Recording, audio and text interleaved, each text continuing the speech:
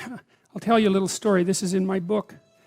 So I had this landlord in Montreal. He lived next door to me. He was an ex-Hells Angels biker. He'd spent a lot of time in prison. And his wife had borderline personality disorder, and she committed suicide when I lived there. My wife and I went over there, and we had a spaghetti dinner one night, and we sort of communicated. And I bought a poster from him because he made these wooden posters that had neon on them, and that's how he made a living. He'd kind of trained himself to be a bit of an electronics guy, and so he made these things. And he was trying to quit drinking, and we talked about that. He was a lot older than me. He was like 20 years older than me. I was about 25 at this point. And we got along pretty well. But every now and then he'd go out and drink. And he could really drink, you know, like he was one of these guys who could drink like 60 beer. And you think, well, no one can drink that much, and you're wrong.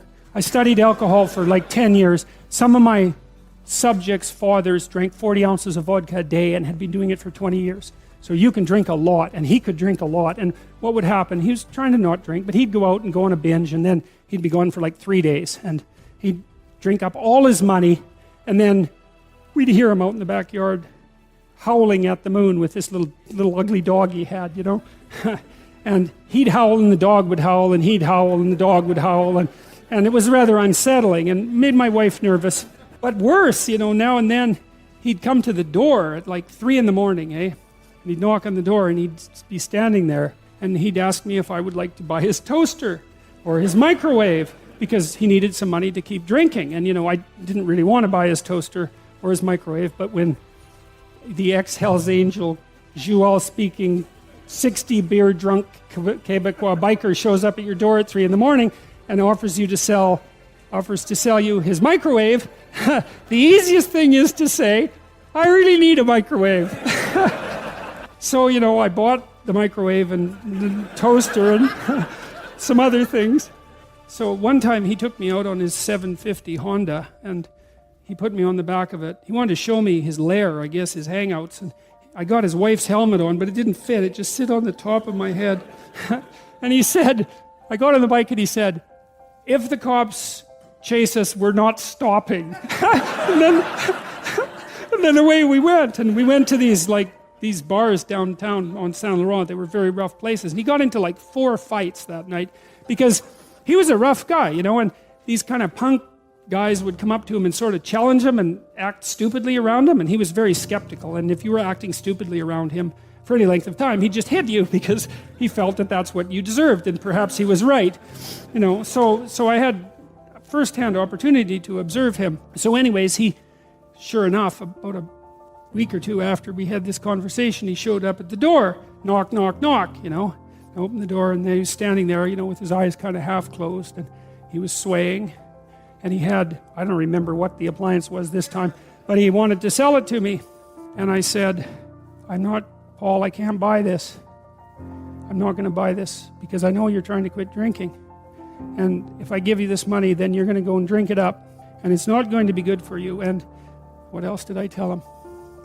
I think I told him as well that this whole thing of him coming to my house at like 2 in the morning was scaring my wife, who he liked, and that it had to stop. And believe me, man, I was thinking about what I was saying, because he was watching me like a rough guy watches you. And a rough guy watches you like this. He thinks, if you say one thing that indicates contempt, you're going to bloody well pay for it.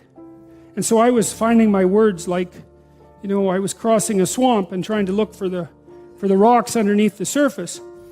And I said what I had to say very, very carefully. And he looked at me for about 15 seconds. And that's a long time to be looked at 3 in the morning. And he left. And he never came back to sell me anything again. And we got along fine.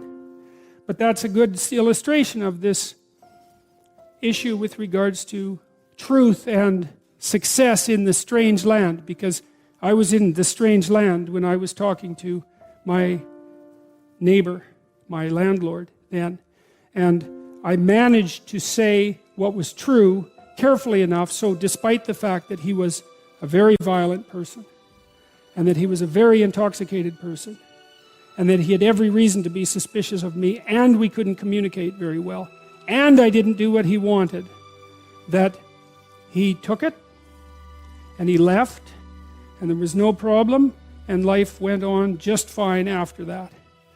And so we don't want to underestimate the utility of establishing this bounded relationship with the ideal and attempting to live with some nobility in truth while aiming at the highest ideal.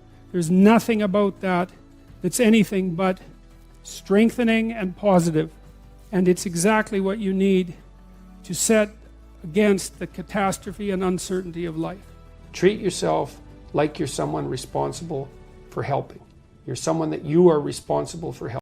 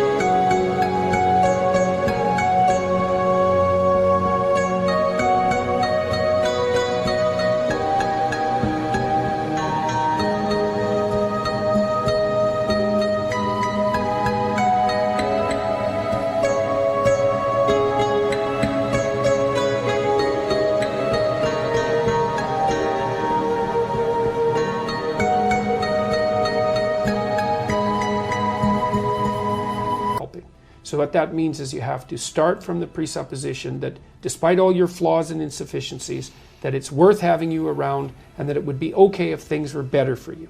So you need to take care of yourself like you're taking care of someone you care for. So there's a bit of a detachment in that. And then the next thing is, okay, so now look 3 to 5 years down the road. Okay, you get to have what you need and want, assuming you're being reasonable and that you actually want it, which means you're willing to make the sacrifices that would make it possible. Well, you need a pathway to it. You know, if it's 10 stories up above you, you need a staircase to get there, right? And so you have to build the staircase too. And so in the future authoring program, so you're asked, first of all, okay, you get to have what you want and need. That's the proposition. But you have to aim at it. You have to define it and aim at it. So then the first thing is, okay, if you could put your family together the way you wanted it to be, what would that look like? And so that might be your siblings and your parents, but that also might be, you know, your wife or your husband and your kids, assuming that you're at that point in your life. If you could have the family you wanted, what would that look like? Right, okay. Career, same thing. You get to have the career or the job that is within your grasp, necessary, and suitable for you if you were taking care of yourself. How are you going to educate yourself? Because you're not as smart as you should be. There's a lot more things you need to know. So you got to keep learning and moving forward. So you need to plan for that. How are you going to take care of yourself mentally and physically, right? So how are you going to avoid the catastrophic temptations, for example, of drugs and alcohol, because that pulls a lot of people down. You need a plan for that. You're going to be a social drinker. How much are you going to drink? How much is too much? What about your drug use? You got to regulate that so it isn't a pitfall. How are you going to use your time meaningful and productively outside of work? Because you need a plan for that. So do you want...